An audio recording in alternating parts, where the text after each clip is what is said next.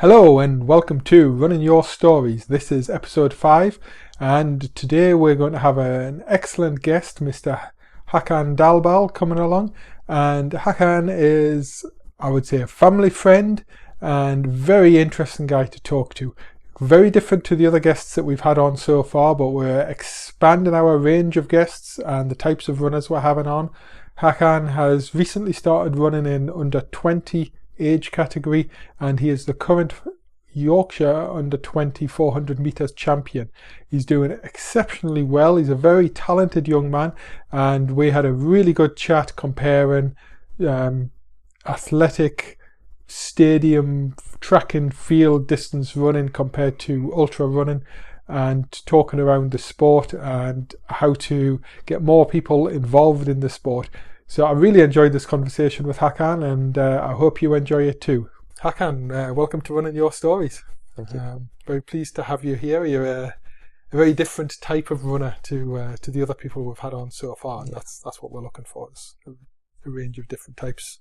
I'm kind of breaking a rule by having you on though, because this is set up to be very, very inclusive, and one of the things about that is that we generally don't have people on that necessarily win things or become champions at anything.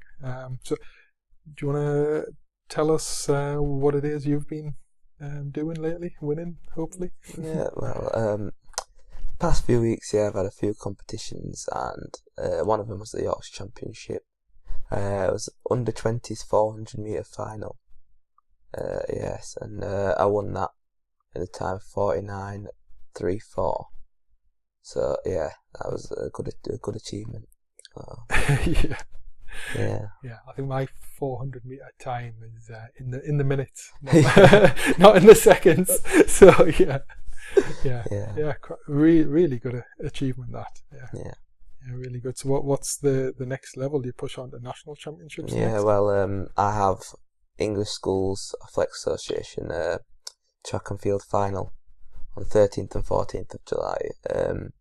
It's the fourth biggest event in the world. So it's a big thing. It's all the schools from north, south, east of England all come in and then have a massive tournament event. Where is that happening? Alexandra Stadium, Birmingham. So excellent. I think it's either a week before or a week after British Champs. I'm not sure. Yeah. So should be interesting. Yeah, you're looking forward to that? Yeah, I was intermediate boys last year, but now I'm a senior men. So I've moved up an age group. So now I'll be versing better opposition, so hopefully improving my time. Yeah. So it's the main thing. How do you think you're going to get on with that? Well, hopefully I can get into the finals and then be against the best in the country. That's my aim, to be one of the best in the country. So to be the best, you have to verse the best at the end of the day. So you got to race them. Yeah, no, that sounds really good. Is it going to be on telly? It's going to be on Vinco, right. Which is you can just start a search on the web and it'll be on. It's also going to be on YouTube as well. So you'll be able to find it and watch it. Right, I'll have a look for some links for that and connect them into this when we put this out. Yeah, that's amazing, because I think we've vaguely known each other for probably 8 years or something now, because your younger brother plays football with my son. Yeah, that's so our two families kind of got to know each other over time, and it's tremendous to see you getting on so well. Thank you. Really. So what's been your pathway into this? Well, as I was a kid, I always used to like doing fun runs and all of that, and then I got into athletics through first year. Really, it was the first 2015 when I proper started training for athletics. It was I went to a race at Spenborough athletics track, and it was with the school, and it was to go to Czech Republic and Italy to represent Hercules. So I did that. I managed to win, and I got this was doing 1500s back then, so the 1500 metre runner. I won that race. I got the time. I managed to have a life experience of my life, going out to Czech Republic, Italy, racing in European finals, European Championship, representing Kirklees. There was no other British team, so more or less Great Britain. But yeah, and that was a good experience. I managed to finish in the top 8. It wasn't my best run. I wasn't training for a good 4 weeks before that, so I was going to it quite without training. I wasn't prepared that much, so just running on your youth and natural talent. Yeah. Well, it would be nice to have those. Yeah.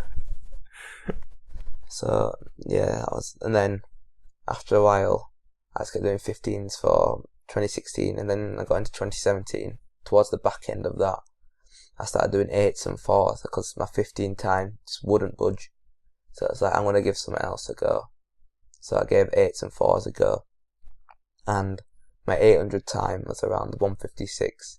But then training with a world champion in Max Bergin, it's just like, kind of put you off it. So I went into 4s. So 400 metres turned out to be my thing, and I enjoyed it. So yeah, that's basically everything. Then when I got into this year, English schools has come around, and then I did English schools last year. I did 400 metres there as well because I managed to get the time. So yeah, it's been going quite well these past few years doing 400.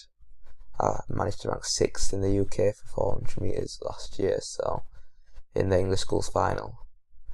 So yeah, it was a good experience. I enjoyed it, and I want to try and do better this year, even though I'm in the younger person in the older age group. But yes, I can just try your best, isn't it? So yeah, absolutely. I take it your times continue to come down. Your PBs keep pushing on. Yeah, well, I was running a 49.6, 49.5 last year. Now I'm just breaking into the 48s. But it's very hard up here because you have to travel quite far to get really, really, really top quality opponents. Because up here there's not much training facilities, and it's not very well funded in this area. But it's something that we can improve on as a community, and we should improve on, because at the end of the day, sprinting and running and anything else is the underlying aspect for each and every different sport. Yeah, I've been thinking about it, and I see running as almost being the purest sport, because as you say, whether you're playing football or rugby or you're throwing a javelin or long jump, they all involve running. You have to. And running's really what our bodies are built to do. Yeah, exactly. It's such a natural thing, and then this is why when we were talking before, I find it so interesting that you're doing these, what to me are very, very short distances. Yeah. It's interesting as well there, where you're talking about doing things in like 49 seconds, and the race I did in January took 46 hours. Yeah. And it's just it's such a contrast, Yeah, but it's all running, and you need a balance of both to be great at anything. yes, You have to have the balance of sprinting and the muscular endurance to last, and the cardiovascular fitness to last the full amount of a race. It doesn't matter what race, but you have to have the mixture of both. Yeah. Absolutely. So yeah. So it does bring us very neatly onto training. We talked about this at the side of a football pitch a few weeks ago, where I think very kind of simply one of the contrasts in that a lot of my thinking about doing ultra distance things is to try and touch the ground as softly as possible, especially on downhill sections, because of the amount of impact that my body has to endure over the distance. Whereas for yourself, I think you want to touch the ground as hard as you can. Yeah. Well, it's not that you don't want to put too much of your foot on the ground, because then you have braking forces, and then you're just going to slow down. And every step you take, you're going 2 steps forwards, 1 step back. Every time you land your foot flat. So what we tend to do as the group is tend to land quite high, but put as much power as we can into the ground, and just force your foot back.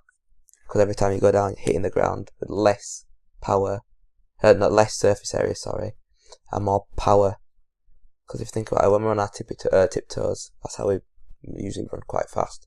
Yes. So if you watch any sprinter, they tend to be up on their tiptoes, and they're just flicking the track back because they have spikes. And the harder the spikes go in, you flick back, it's going to propel you forward. Whereas when I used to do long distance, I never used to think about it. I used to think about, right, can I bounce along the track, every step, just bounce. When I used to do 1500 metres, didn't matter how my foot touched the ground, just bounce across. Try to do everything as lightly as possible, because if you put too much in too early, there's no way you're going to last the full mile, 1500 metres. Yeah, I guess there's definitely very common elements, such as in both long distance and short distance, you don't want to put your heel down. Yeah. In short distance, now some of the times on downhill you're going to use a bit of heel braking. Yeah. But you're still putting a more sort of further forward part of your foot down first before the heel, because if your heel strike, and it's always going to hurt and cause damage. Definitely.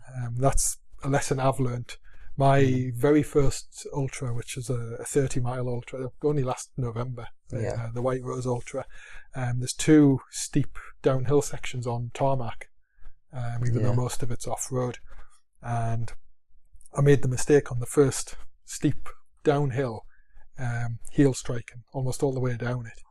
And 20-odd miles later, when I got to the second steep downhill section, I was struggling to walk because of the pain in my shins. Yeah, and definitely. it was definitely a mistake, and something I've learned, because I was taking a long stride and heel strike and downhill on tarmac. It was a big mistake. Yeah, especially when you're going downhill, you don't want to go down too slow and lose momentum, and you don't want to go down too fast.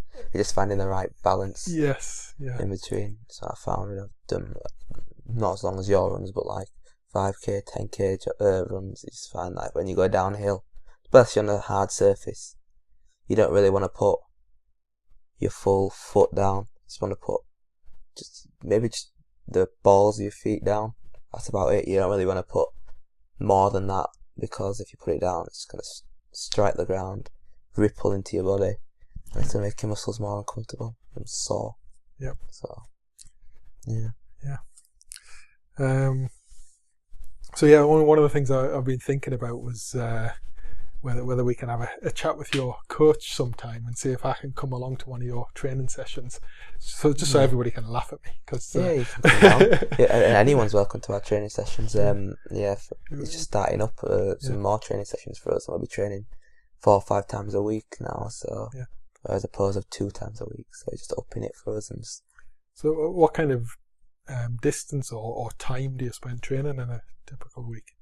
A typical week right now, purely athletics and running based training, I spend about 5 hours at tops. I don't really do that much, but within cross training, like doing different sports, swimming, sometimes going to the gym and stuff like that, you do around about 10 hours a week, which isn't a lot, but the quality the work that you put into it, I feel like I'm putting a lot into my training, and so getting the rewards. But now I need to put a lot into my training, a lot more times and a lot more hours to get to where I want to be. Because everyone down in London, for example, probably the best county for sprinters, best city for sprinters, their facilities are insane. They're probably one of the best facilities in the UK, bar Loughborough. So going down there, trying to compete with them, who are training 5-6 times a week, 3 times a day, trying to compete with them, who've got the best facilities, is hard. But if you can train as much as them, but don't have the best facilities, you don't always need the best facilities. All you need is road. We've got plenty of that. Track, grass. That's all you need.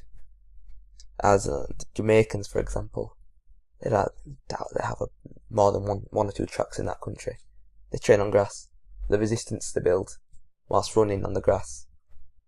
Now that's what's when it comes to track, it's for sure for them. It's fun. Yeah.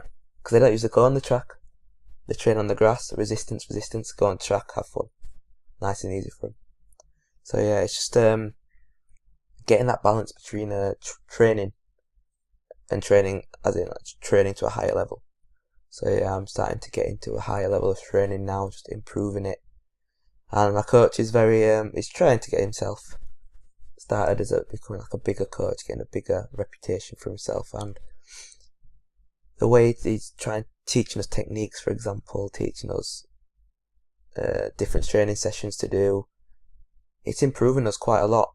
And to say I started from running 54s, 55s in my first ever 400, then a year and a half later I'm running 49s.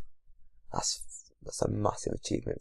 6 seconds, 5 seconds off your time. Yeah. And it's still going down. So yeah, it's doing wonders for me and for the rest of our club. So yeah, hopefully we can start getting some more people coming. He's thinking about starting more of a like Huddersfield College and Schools athletics team, which will verse other colleges around like Leeds College and stuff like that. A massive meet and stuff like that. He's trying to get that started as an enrichment in colleges, because many people don't like football, don't like rugby, but like running and like the aspect of running. And there's not many options in Huddersfield, especially, that you can just go out, train with a coach, do some running, a qualified coach, do some running and stuff like that. And it's just hard for people. Yeah, it's quite interesting as well, because I've been looking around the local running clubs. I joined one recently. That club has 300 or 400 members, and there's another club down the road with 150 members, and there are a lot of people. And I mean, Huddersfield Park Run gets 700 people definitely. a week. You know, there's a lot of people out running, but as you say, structured with coaches to really help people with talent. I've seen very little of it. Yeah, definitely.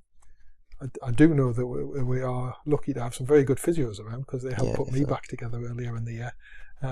So that there are these people around. It would be interesting. There's a lot of people around that can help. Yeah, if I get the chance to come down and speak to them, because I also know, like I mentioned, the local race director and things like that, and we can bring some of these things together a bit, and because it's although I'm very, very keen to encourage kind of anybody into the sport and help anybody enjoy it. Definitely. It's also really important to encourage young talent that can actually go on and achieve greatness. Rather, I mean, you know, most of the people I'm talking to and hanging out with and running with, we're about going out, challenging ourselves and achieving great things for ourselves. But really, it's about having fun with the running. Where, you know, I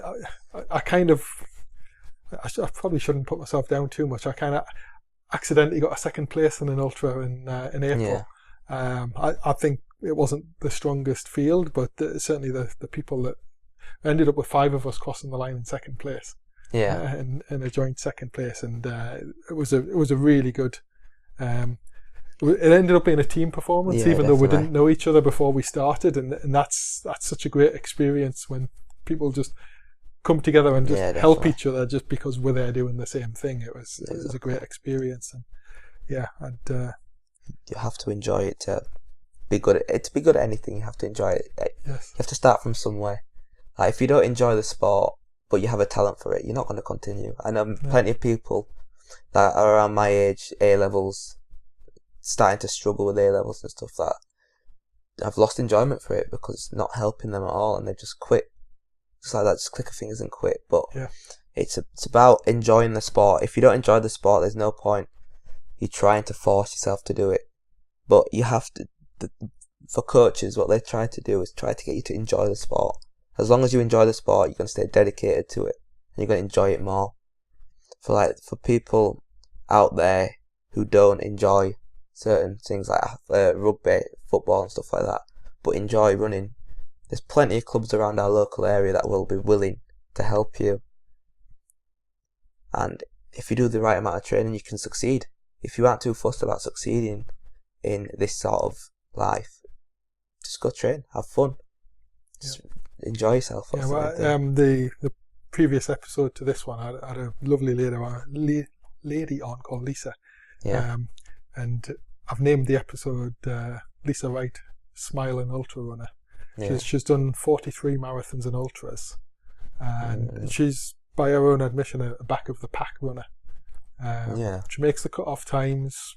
She runs safely, but she goes out to have fun, and her Facebook page and things like that are just glorious pictures of fun on different locations around the world. I think she's done New York Marathon and things like that, and you can have a huge amount of fun, without necessarily having lots of sort of ability and talent, but at the same time, must be great being at the front. I guess that's the nice way of looking at it, is looking at that like an added bonus. That it's, if you can go out and have the fun, enjoy the sport for what it really is, and also have the bonus of being at the front. That's pretty glorious. Yeah, even if athletics is seem to be an individual sport, the community you're with, especially the club you're with, it's like a community. You bond together. Like, with a guy from Norway came to train with us a few months back. He's back in Norway now, but he's only been with us a month, and it's just like you create because he's a 400 metre runner. We train quite a lot together. You just form the bond between them, and it's just like we're out here to push each other to get great things and to enjoy the sport. So my main focus is enjoying the sport, and then hopefully with my coach, my friends next to me, pushing me, supporting me, we can achieve great things. But if you're out there and you're thinking to yourself, I'm not that good at it, but I enjoy it, doesn't matter. Just go out, go have fun. Doesn't matter if you're good at it, as long as you're having fun, enjoying yourself. That's what anyone will want. Anyone can ask for, as long as you enjoy yourself. So one of the things I've noted down to chat about as well is race preparation, because as I mentioned, I'm doing a race tomorrow. It's a short one for me. It's 22 miles, and so I've got a kit list to get ready, because I have to carry waterproofs, and I have to carry emergency like foil blanket, bivy bag kind of thing, and carry water. So that's part of my prep. I mean, as well as training, and I've toned down the training this week to have more energy for the event and things like that. How does it compare to your sort of race day preparation? Race day preparation. Well, the night before we usually tend to have quite a lot of carbohydrates, because the days tend to be quite long at athletics meets. Definitely when you go with the clubs, because you get there about 10 o'clock, and sometimes racing until 4. So you sat around a rate, and you have to make sure you're eating all your carbohydrates and stuff and things like that. And one of the main things people miss out on is when you're actually there, you don't want to eat 3 or 4 hours before the race. It's completely different, especially when you're working at maximal effort. If you eat 2 or 3 hours before your race, you're going to throw up everywhere, especially when you're doing 400. Maybe not 1, 2, 8, 1500, you won't throw up, but especially 400, because you're going at a maximal effort for a long period of time.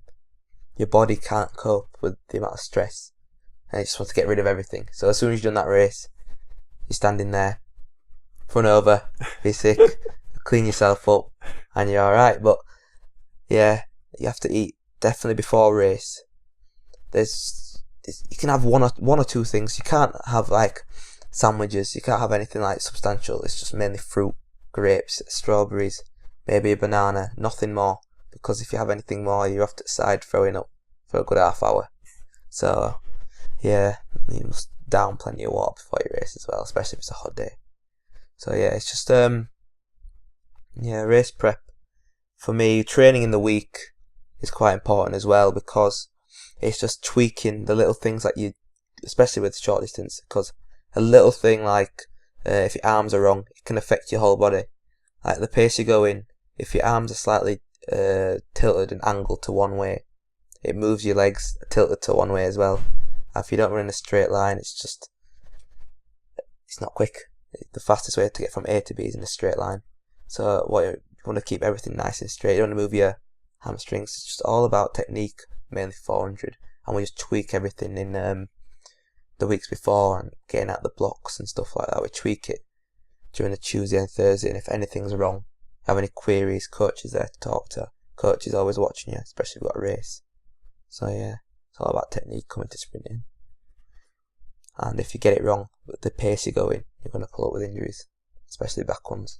Because if your arms are wrong, it's going to your lower back is going to be in pain. It's going to be shredded, especially because you're going at the pace you are for a long time. Yep. Muscle soreness, it's going to hurt. So it's all about getting ready, getting prepared, sorting your technique out, tweaking it if it's wrong, and then on the day, don't drink plenty.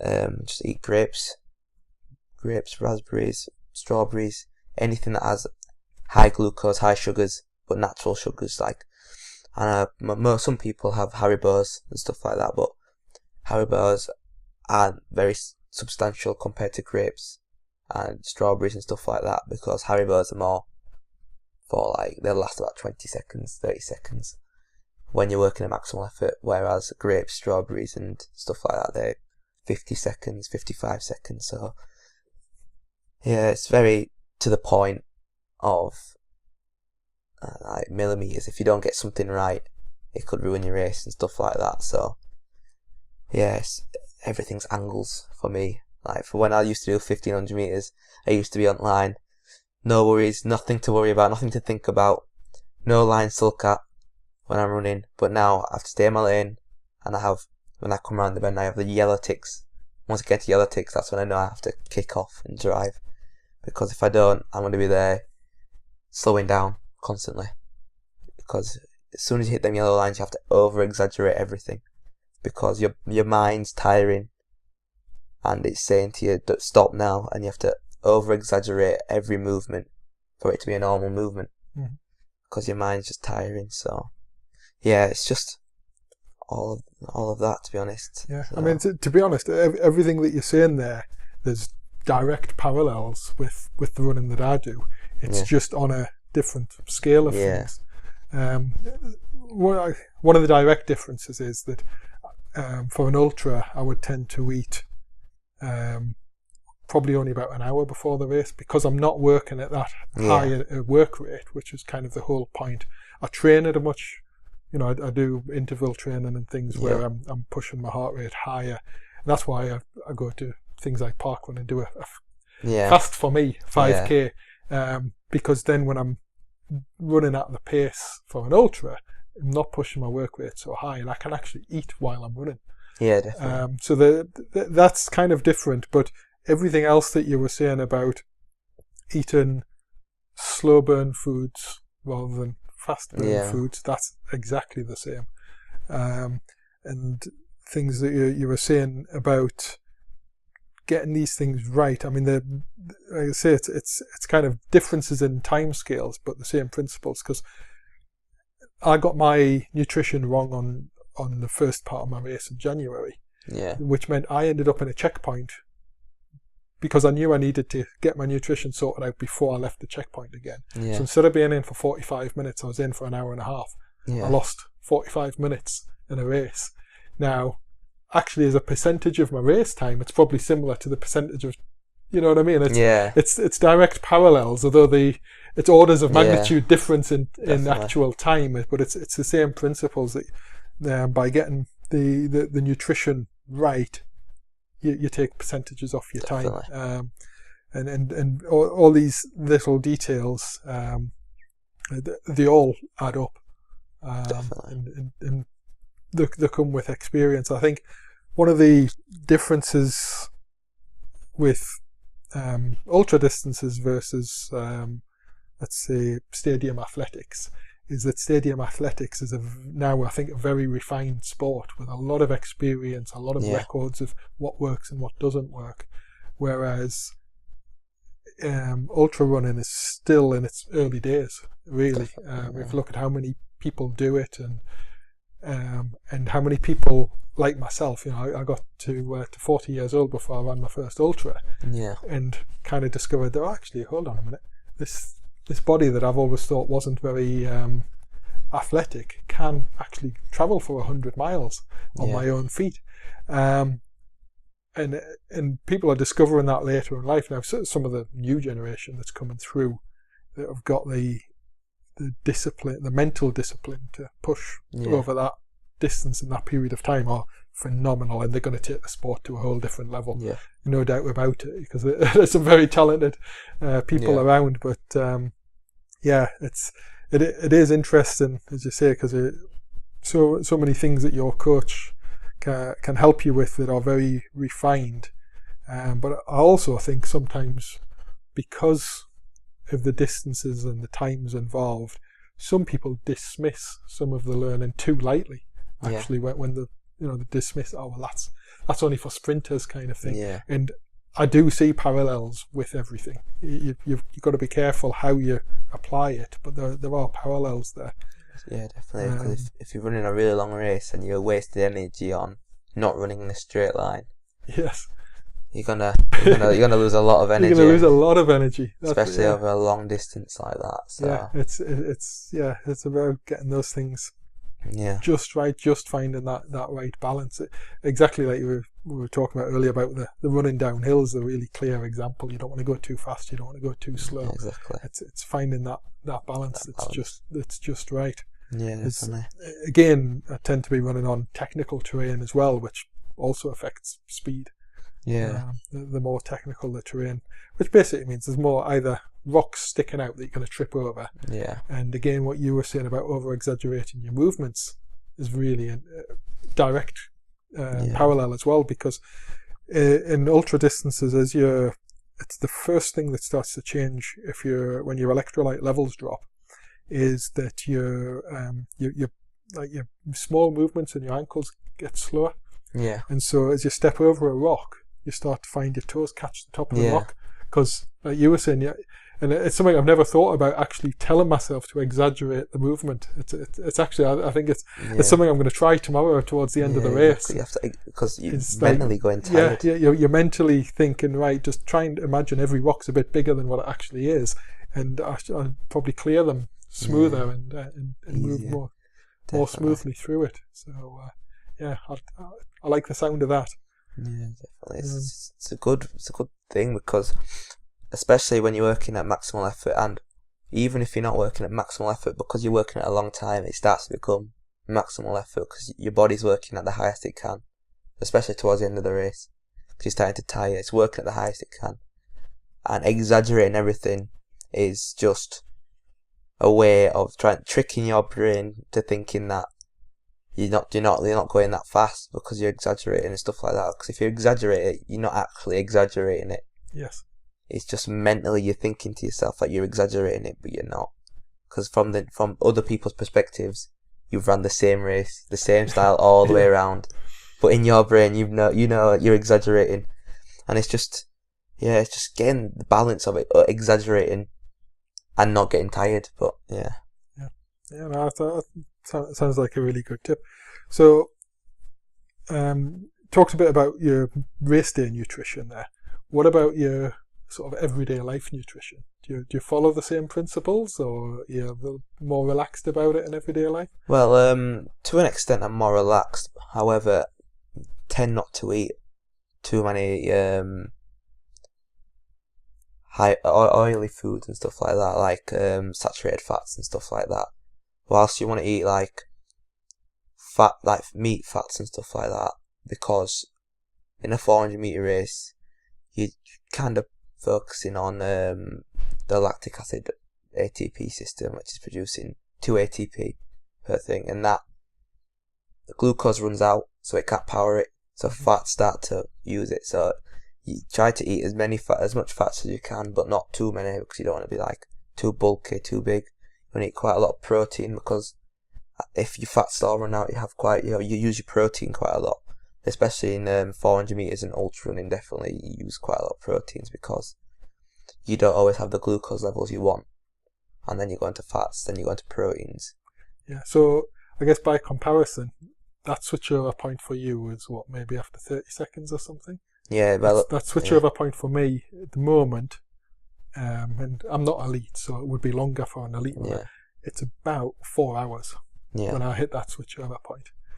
And there's a friend of mine throws up when he hits that switchover point. So you can tell when he gets there. Now, I was doing an event with him in May, and it was after about 7 hours when he hit that switchover point. Yeah. So it's but it's different but for everyone. you do switch over.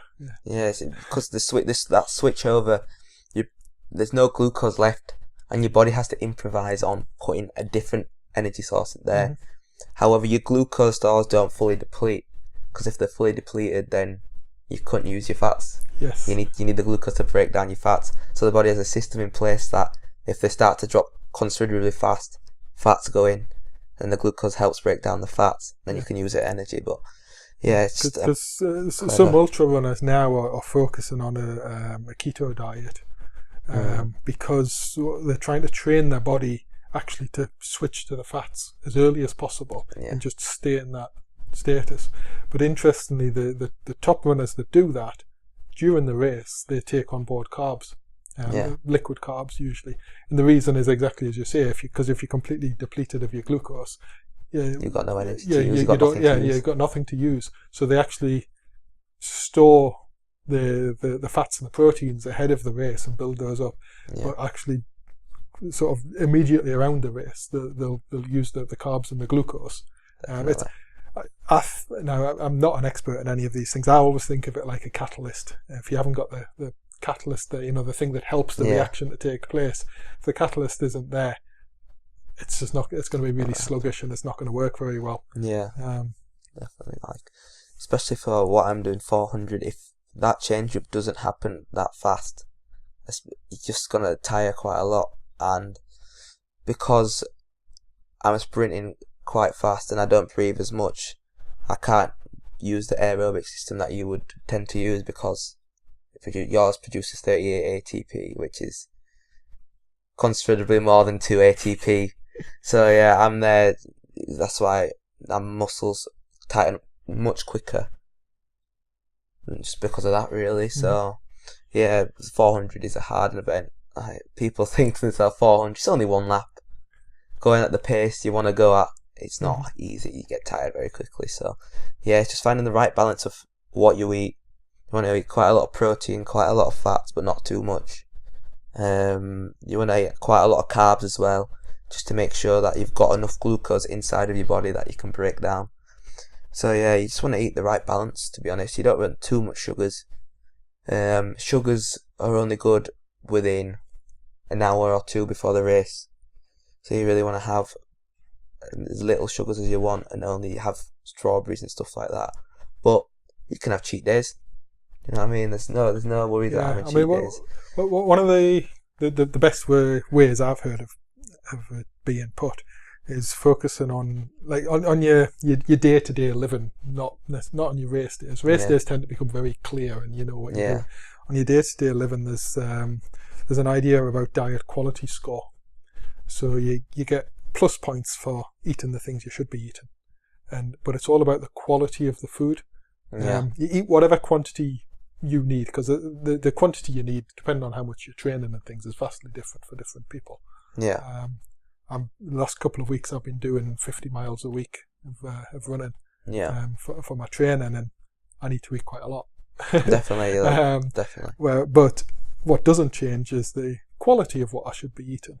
And I think, and basically it's things like processed foods and that will score negative scores. So you add up your quality of your diet during the day, and so you can sort of see, and so that allows you the flexibility, because some people come out with proclamations like, I'm never going to eat a bag of crisps again in my life. We all know they're bad for you, but don't they taste good? Yeah, exactly. I'm not going to ever say I'm never going to eat them, but by kind of keeping track of the total quality of what I eat, I know that that's a couple of negative marks if I have a bag of crisps. Where am I at today? Is today overall being a good day or a bad day? And you start to kind of build a mental reward system for this time I chose to have some fruit instead of a biscuit. That makes me feel good. But then in these last few days before a race, that's when I go strict on it. Definitely. And my theory is that by being strict on it before a race, that switchover point in your system is clearer. for your body to read the signals, because the processed foods, one of the reasons they're so bad for you, from what I've been reading and listening to, is the fact that they confuse your body. Yeah, definitely. Because something tastes sweet, but it says it's 0 sugar on the pack, and the reason is it's got aspartame or something in it. A lot of different chemical. The body doesn't know whether it should increase insulin, reduce insulin. Yeah. It gets really confused, and therefore it also doesn't know when it should be then switching over during the race and things like that. If you're eating these processed foods, so that's because I had some business travel Monday and Tuesday, and I got back from that and thought, right, for these few days before the race, I've got to basically be really, really clean, get my body as clean as I can, because I'm going to try and push myself on this race. The only problem is the heat, and I don't run well in the heat. Yeah, and it's the hottest for 10 years or something at the moment in the UK. So it's probably going to completely mess me up, and I'm not going to get anywhere near what I would like as a time, but you can only go out and do your best, can't you? That's the main thing. Go out, enjoy it, have fun, and then if you do well, you do well. If you don't, it's not the end of the world. You go again. Yeah, it's going to be fun because it's in North Yorkshire, running over some hills. Yeah, and I've been north of there, south of there, east of there, west of there. I've never run across those particular hills before. Yeah, and so it's a beautiful part of the country. It's going to be sunny weather, lovely landscapes, nice people.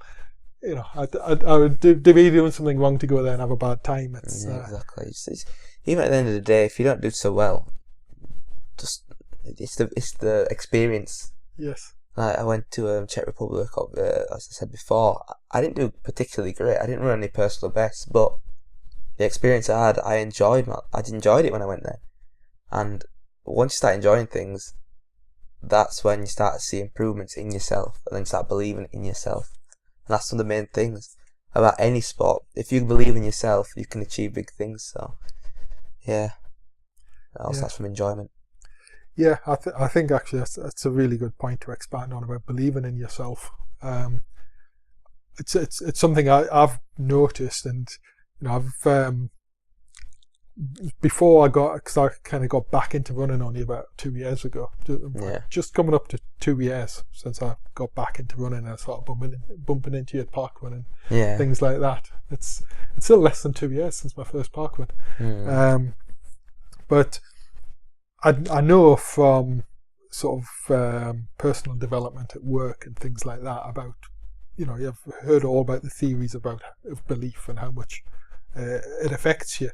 And I've seen a transition in my own belief in myself, but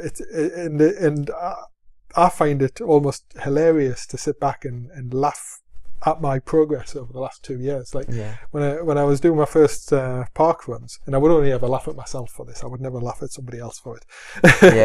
But when I was doing my first park runs, I didn't believe I could run 5k without slowing down on the second lap. And because I didn't believe it, I couldn't do it. And it was actually an ex-work colleague, friend of mine, a guy you probably know because he's usually up at the front of park where you tend to be, a guy called Darren Rees. I've heard of him. I used to work with him, and he said to me, because he's still much faster than me, and he said, actually, you've got to develop your belief. And well, actually some very wise words. And that once I believed, because I'd gone and done some extra training between the park runs, I believed I could, because I started doing 6-7k runs and thinking, actually I can do 6-7k at a slightly lower pace but a constant pace. Then I started to believe, right, I can do 5k at a constant pace. But then same thing when I did my big race in January, which was like 115 miles. I believed, because it was my first 100 miler, that by the time I got to the end, I would be completely ruined and I'd be walking across the line. And that's what happened. And looking back on it, now that I've had enough time to think through it thousands of times over, it is because that's what I believed, that's what I did. And it's so much, I see that your belief is kind of like a self-fulfilling prophecy. But it does have to be your belief. You can't fake it. You have to believe I can do it. You've got to put the training and the effort in, so that belief is actually real and it's true, and you know it. Yeah. And that's, like you say, when you believe in yourself because of your hard work and everything else, that's when I think you can really achieve great things. Especially in training. Training's the main thing that builds your confidence up. Because if you can do well in training, your coach notices that you're doing well in training and comes over to you, whispers in your ear, doing really well today, keep it up. That just shoots your confidence sky high. Yeah. And that's one of the main things about good coaches, and the difference between good coaches and average coaches. Good coaches, confidence sky high. Average coaches, they're just there to help you. Technique, this, that, the other. But then, if you got the technique and that, and all of that sort of stuff, what's the point of having it if you don't believe in yourself? Yes. So. Yeah, I actually, as you know, I used to coach the kids' football team, and I did an experiment in one of the training sessions. Yeah. I got the other guy, Chris, who was helping us out, and spoke to him beforehand. I says, right, we're going to split the kids in half, almost completely random split. But what we're going to do is we're going to take them off and each speak to them. Yeah. The kids that I've got, I'm going to tell them I've put them in my team because they're the best players here, and I believe in them. But you do the same with your team. So all the kids basically got told that you're in the best half of this group. Yeah. And they played against each other, and both sides played much better because it's this belief thing, because they respected us, and obviously you can't get away with tricking people's minds like that too often because they'll know you're tricking them. But it was just like a little experiment I did, because again you read about these things in coaching manuals and things and think, how much difference does it really make? But to do that where you take the two halves and pass the same message to the two halves of the squad, and then they play against each other, and it was one of the best training matches we ever had, because everyone's confidence was up, and they were all willing to take a risk and try something, and like you say, I mean it does obviously have to be realistic belief. Yeah, it has to be real. There's obviously some of the stuff you hear with kids now where they're getting told they're magnificent at something when actually they're really average. There's got to be an element of realism in there, because otherwise, definitely. If you are believing that you're going to get a spectacular result and you don't, it's going to really knock you back. Yeah, definitely knock you back. So you have to be very careful. Like, coaches are usually very careful nowadays what they say to them. Yes. Because sometimes to build that confidence, you can't be straight into saying you're amazing. You just build them up, and once they've got everything, then you hit them hard, saying, right, you can do this, go out and prove it to me. And it gives them a reason to, because they've put all the effort into you, now you give them something back. That's what I think, because my coach put all the effort into me in training me up, getting me ready for this big race. The only thing I do is try my best and give him everything. Give everything back to him, because at the end of the day he's helped me out, and if he's helping me out, I'm going to give something back to him.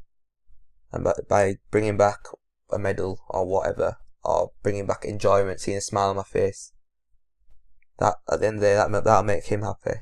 Yeah. And I'm giving him something back. So it doesn't matter if you bring a gold, bronze, silver, wooden spoon. It doesn't matter what you take back, as long as you have a smile on your face, any coach will be happy. So.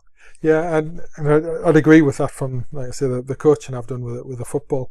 There was one particular tournament that I took the team to, and I think they finished third or fourth in the tournament. So they'd done well. They'd played well. They didn't have their absolute best day, otherwise they'd have won it. But they played well. They enjoyed themselves. So they can be proud that they haven't just gone along and wasted their time.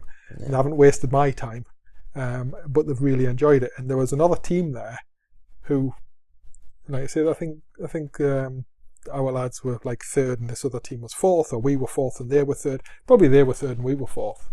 And they were completely miserable because they hadn't won it, because it was all about the win for them. Yeah. And I was so proud of the team I was coaching for having that smile on their face. Even though, like I said, the achievement was approximately equal. There was next to nothing in it. But the achievement of doing that and having a smile on your face, having known you've gone out, you've done your best, and you've enjoyed it. Like you say, it comes down to the coaches, doesn't it? Yeah. At the end of the day, because some coaches are only there for the win. Some coaches are out there for the kids to enjoy themselves, and the best coaches out there find the balance. Like they want their kids to do well, but at the same time they want them to be happy, and that's what the best coaches are. The best coaches are the ones that do that. So yeah, it's not all about the winning for the best coaches. Like even if you look at the Olympics, the coaches always have a smile on their face when they're talking to the people, talking to the athletes. Yeah. So yeah, they're always smiling, always talking to them, and yeah, it's just it just a smile can just be like lightens you up, doesn't it? It just makes you happy. So yeah, if your coach is giving you a smile, saying right, it's okay, go again, have another go, especially if you're doing like javelin, throwing something, and your coach is there, you can just run over and have a chat with them. And if they're smiling at you, saying, "Go on, have some fun, enjoy it. This is the biggest stage, or this is a good stage for you," and it's just like, you know what? Yeah, I'm gonna go out there and enjoy it, and that's where everything comes into play. Like you've learned in the past few months, past years, all your life. That's when everything you've learned comes in. It's when you're happy, because when you're miserable, sad, it's just not up there. All you think about is the win. You don't think how you're gonna get the win. Just think, I want to win this, and everything goes out the window. If you're enjoying it, right, I'm enjoying this now. Let's go out and win it. Think to yourself, right then, yeah, I can do it now, because your coach is there smiling at you. Just remember everything. Go for it. And that's where you get your results from. That's where personally I get my results from. So yeah, and if anyone wants to achieve, you don't necessarily need a coach. Family member smiling back at you when you're running, someone applauding you even in the crowd. You don't need to know them. If they're smiling and giving you a clap when you're coming around, even if you're in last place, just put your smile on your face. I tell you what, I can honestly say that actually being the person smiling, cheering people on, is just as much fun sometimes. Yeah. I had a wonderful experience Saturday just gone. The race I did in January, they do a summer version of it. Yeah. And it was running over this weekend. So I went out, because I was going to go out for a run anyway.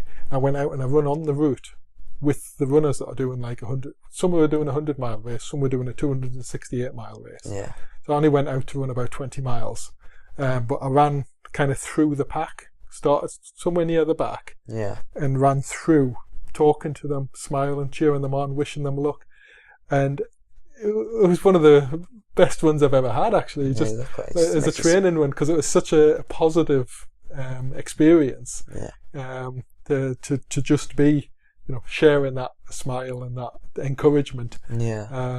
Knowing how much I would enjoy it if I was in their place, because I've done the winter version of the same race, so I know how good it is when people come and cheer you on. So yeah, it was it's really great.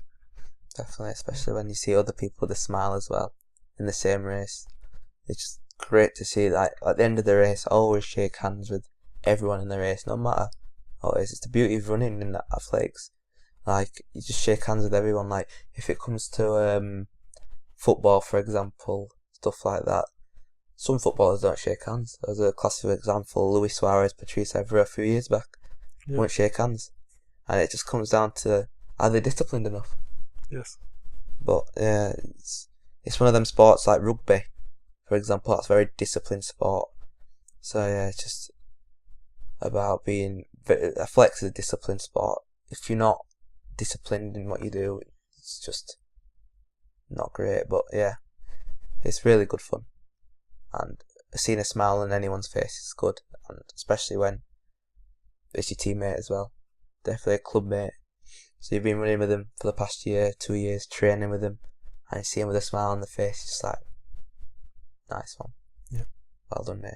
It's like, pat on back, sit down, have a rest, get ready for 4x1 at the end. So, yeah. Yeah.